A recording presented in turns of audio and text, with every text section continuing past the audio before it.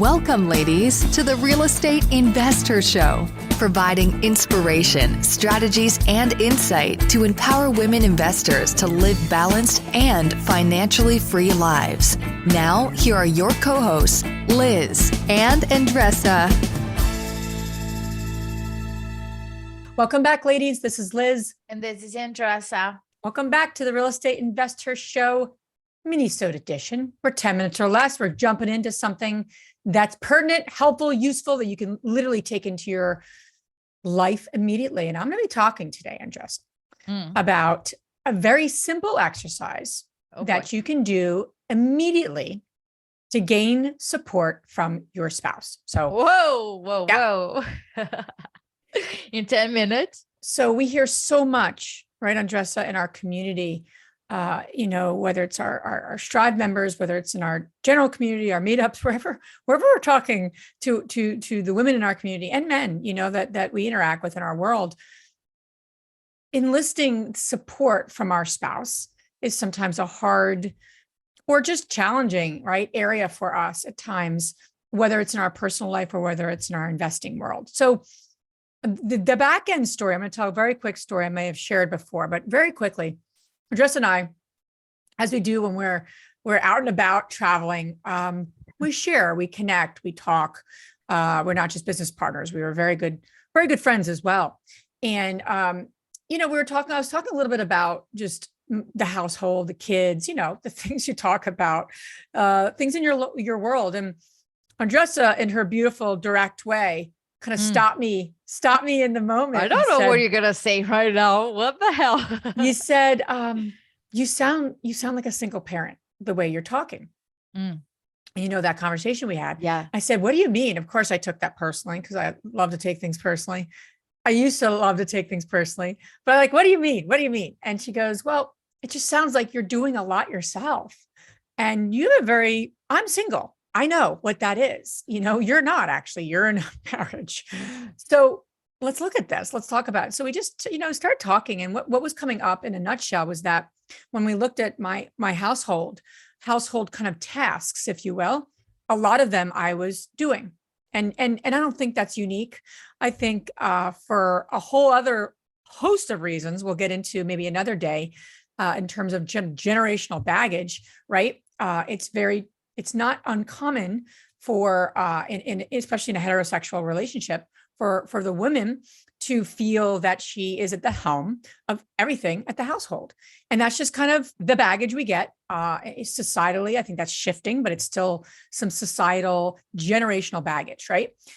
So let's put that aside because that's a whole other conversation. But let me share a little bit about this exercise that I did with my husband. So I got home and I said, listen, this is what came up. And of course, I share with him conversations that Andresa and I've had and what's coming up for me. And obviously, that wasn't even the purpose of the trip. I think it was vetting an InvestorCon site for our first InvestorCon, which is coming up, by the way, in May. So if you haven't gotten your ticket, get it immediately.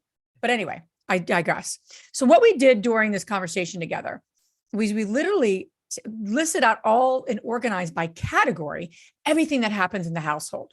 And when I say household, I mean literally anything that has to do with your personal life, not just literally the physical house, but anything when it comes to personal. So, and it's really helpful to categorize these things with your spouse or with your partner. Food, don't just write shopping for food as a task. I'm a big fan of actually kind of grouping these and organizing them by category. So in other words, food is like the header, right? You can have shopping for food, prepping dinner, prepping breakfast, prepping lunch, right? There's multiple. Even like freaking inventory, like taking inventory, pantry stuff. Taking inventory, making a list to then shop for the food. There's a lot of tasks under food. So the question is, what are those categories for you and your personal life? And then I'll get to that. I want to give it just another example. I even wrote maintenance down, maintenance of cars, maintenance of the outside, maintenance of the house equipment, right? You can keep going down, maintenance. Kids is a big one if you have children, obviously. 2 pages. That's like 2 pages, but like who's, and that could be activities, right? Clothing, that could be schoolwork, and so the best thing to do, I'm not going to go through all the categories, just get your wheels turning. Because some people are like, oh, it's just a few things. It's not a few things. It's a lot of stuff. In the bottom line is you want to make this list collectively and together. That's the first step. Second step is that you want to then ask the question, who can own which category and or task? I could be flexible there, but it's great that if one of you owns a category, and who's in support mode. So if you're not using this language now with your spouse, you have to immediately use it, because it really helps. Versus I've heard a lot of our community complain like, oh, my spouse says that they can help me. What do you mean? Like, they're just going to help you do everything? Like, I don't need a helper, right? We need more. And that's both, regardless of this, the partner. We need each other to own things. So it takes less mental energy now to think about it. That's what we're trying to. It's not just time of going for the shopping or going to make the meal. It's the thinking energy. They say that the most brilliant minds used to wear the same clothing every day. I forget which entrepreneur it was. It might have been Steve Jobs, or I forget who it was, but there's research that shows they wear a uniform to work every day because they don't want to put their mental energy into figuring out what they're going to wear. It's the same thing I'm saying. Let's really utilize our mental energy for growing our business, developing relationships, whatever that is for you. But if all the mental energy is what am I going to make for dinner tonight? And I have to think about kids' activities and summer camps and the gift that I want to get my mom, and the list goes on and on and on. Your mental energy is spent. So we have to really resolve that. So you make the list, you make the categories, then you start to say who can own what and who is in support mode for each of these categories. And you can kind of determine that, just like we talk about building teams based on skills, based on time available, but it's also about like passion. So it's, in other words, who's the right fit for what? One of the things we wrote was maintenance and kind of outside different. And I know traditionally you'll see a lot of, again, in a heterosexual relationship, a lot of men do a lot of things outside and a lot of women do things inside. I used to cut the grass. I used to, be the person who met our contractors. I did that actually. And I'm like, I don't want to do that anymore. It's not something that brings me peace or joy. And I forget to do it quite honestly. And that's like, well, let me take that on. So again, you could start to deploy these tasks and these categories based on skills, time available, passion, and best fit. My husband is in charge of food. He makes the list. He asks me what needs to be added. He does the shopping. He uses Instacart because, that's just helpful and useful. He enlists the kids to think about things that they need and want. He makes the dinner. He preps the meals. Even when he's away, he has thought about what meals I need to prep and gives me the tools to do that. He owns that area.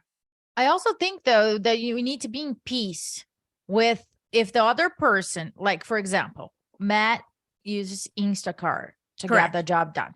If he uses Instacart, if he orders food, if he does whatever, it's none of your business, Liz, in terms of, Completely agree. He's getting the job done. And there's been nights that like I go in the Right? fridge and it's a little light. And he had some sort of meeting out and he might have missed that night. I'm like, oh, well, we're going out to dinner tonight.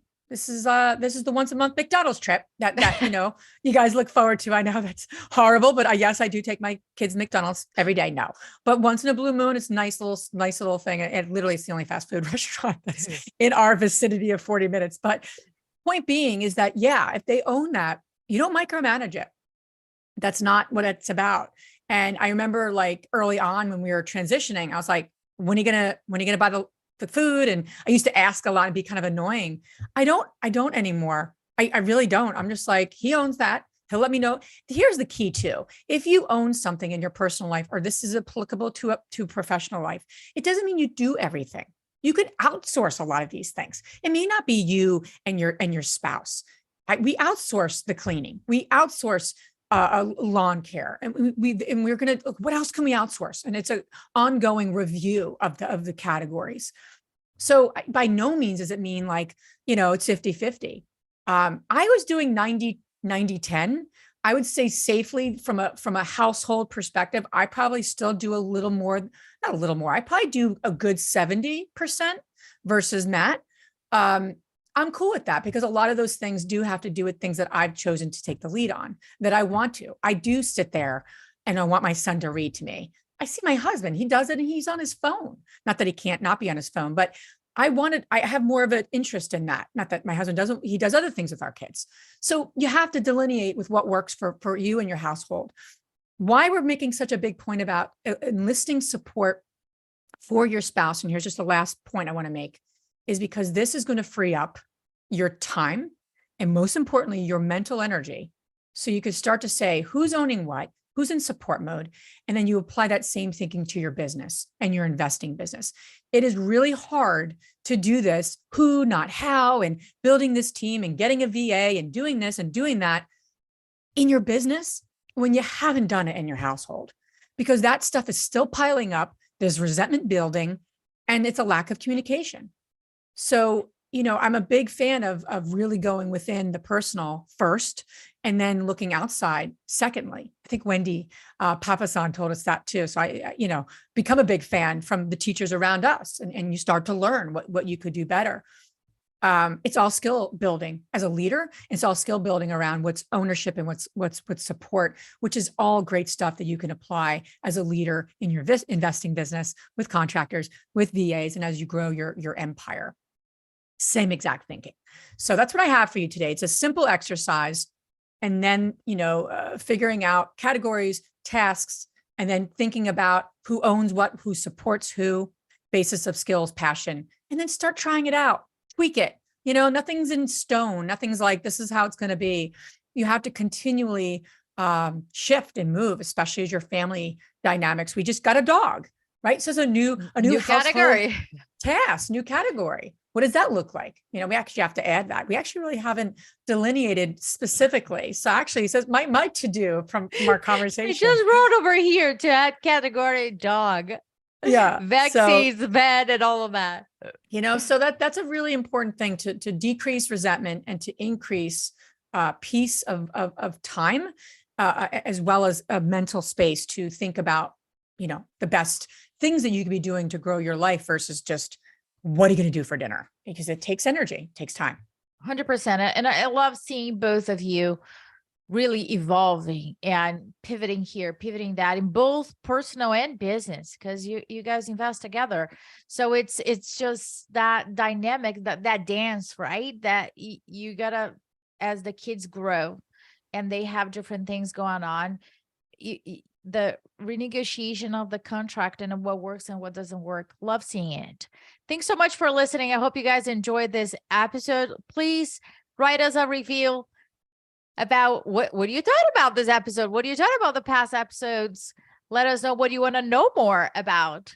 I hope you enjoy. Bye-bye. If you enjoyed this podcast and want to receive updates on our next interviews, go to our website, therealestateinvestor.com. There, you can subscribe to our show, become part of our investor community, and get updates on upcoming episodes. If you like our show, please share it with other women who would benefit. And don't forget to leave us a rating on iTunes. We'd really appreciate it. And as always, we encourage you to take one action as a result of today's show and put it into motion so you can live both a financially free and balanced life. Thanks for spending time with us. Ciao.